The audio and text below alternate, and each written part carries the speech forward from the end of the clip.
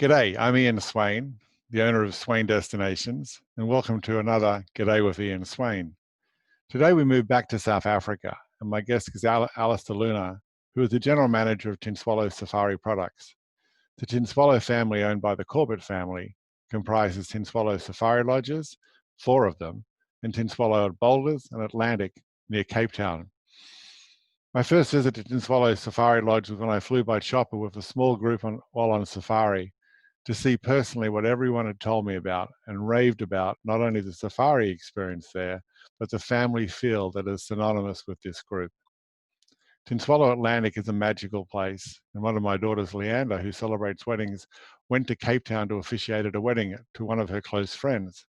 She called me and, "Dad, have you heard this place called Tintswalo? I'm going there." I had just been there and told her it was one of the most beautiful settings in Africa, which you will love, which she did. So welcome, Alistair, and thanks for taking the time to share with us some of your safari experiences. Ian, thank you so much for having me on the show, and thank you to Swain for letting this show go on. Okay, Alistair, before we go on safari with you, because I know you love safaris, I wanted to talk about your Cape Town properties, and in particular Atlantic, where my daughter just recently visited. A while ago, the property was damaged in a fire, and you rebuilt her back with some modifications. How is it coming back from a disastrous fire and having the joy of managing to rebuild such a beautiful property? I think, Ian, it comes back to the Corbett family. What an incredible family they are. And when that fire did burn the lodge, the family and the whole Tintswalo Atlantic team and the whole brand was ready to go again. And I mean, it was a disastrous fire, but within a day or so, the family was already planning new plans to build it and get it going. It is such a magical scene, and the staff are such a team that to get it going and up and going again was pretty easy. And the family did an amazing job with rebuilding that, and it is even better than it was. Yeah, I visited both before and after, and it truly, as I said before, is a magical property. Do you feel clients find it easy to get into Cape Town waterfront and the city for touring from the property? Yeah, I mean, our clients have no problem with that. It's about a 30-minute scenic drive along the coast, and they're in the waterfront in 30 minutes from the lodge. And then after the hectic hustle and bustle of shopping in the waterfront, they come back to a nature reserve, to their own private beach and a beautiful sunset at the lodge. Yeah, I find that clients enjoy relaxing at the property. I feel it is a great place to really start their South African journey after the initial flight from their hometown, rather than racing about Cape Town from day one, and just being able to take in the beautiful setting for a day or so. Moving to your safari experience, how is the Manuel Eddy Game Reserve different from other nearby private reserves in South Africa? I'd say the Manuel Eddy is different in many ways. It's 27,000 hectares, which is approximately about 60,000 acres. It runs a borderless boundary with the Kruger National Park. There's no fences. So to the east, we border the Kruger National Park. To the north, we border the Timavati, and the south, we border the Sabi Sands. So it's a completely open system with all those reserves. It's, as I said, 27,000 hectares. There's only 3 lodges in the whole reserve, so very, very minimal vehicle densities. And for me, as a guide, it's large. It's got different landscapes. There's a vast amount of animals, all general game, and especially the cats. We get a lot of lions, a lot of leopards and cheetahs. So, it gives you the whole rounded game experience, the Manuel Eddy. Yeah, when I was there, I realized that it's such a wide and great expansive area, and as you said, only 3 lodges are involved there. So you had social distancing for a long time, and it's continuing on. Can you just talk about a typical day or days at one of your safari camps? What happens? So a typical day, and obviously depending summer or winter, but normally we get up at about 5 o'clock in the morning. We'll wake the guests up. The guests will have a lovely coffee, tea, and some muffins to get out. Then game drive will depart, just say about 5:30, 6 o'clock, as I say, depending on the season. Game drives are normally 3 to 4 hours, but it all depends on what you see. I mean, the Manuel Eddy is so big and so vast that some game drives can be 6 to 8 hours. But on average, our game drive is about 3 hours. We obviously take snacks on the game drive. So we head out on game drive. We're back for breakfast at about 9, 10. It all depends on the guide and what you see. As I say, the chef fits in with our schedule. Then you'll have a breakfast. After breakfast, the guests can go into the spa. They can go to the gym. We offer walks. Then lunch will normally be around about 1 o'clock. And then after lunch, guests can relax again. And then safari normally heads out at about 4 o'clock. It's another 3 to 4 hour safari, back for dinner. And we always keep the guests guessing where they're going to eat for dinner. Are they going to eat in the boma? Are they going to eat in the wine cellar? And then we can do stargazing after that. So that would be a typical day in the safari lodge. Now, the big importance on safari, of course, is the animals and seeing the animals and being explained what the animals are, which is all about the guides.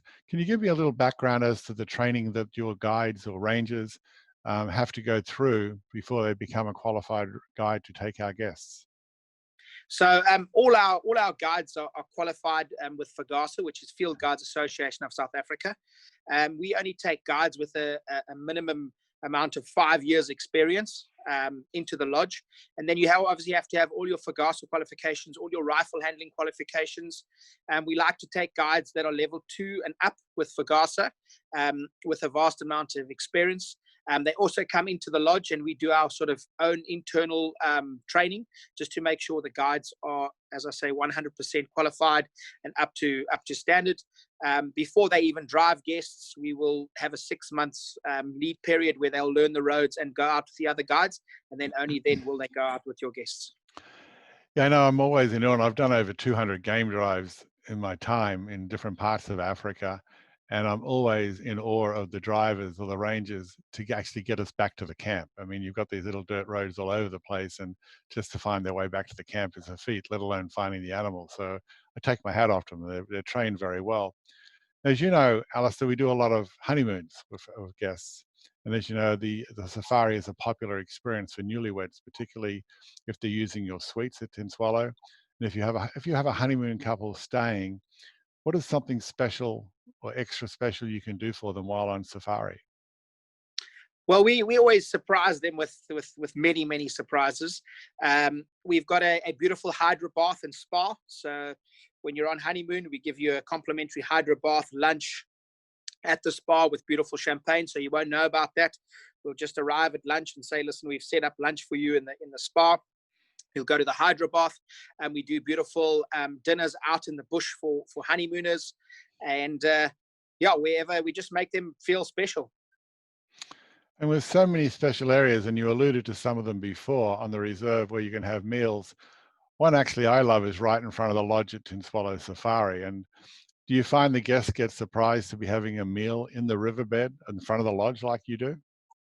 Yeah, definitely. I mean, when they come back from game drive and all the lanterns are out in the riverbed, the guests are completely blown away by being able to sit in the riverbed.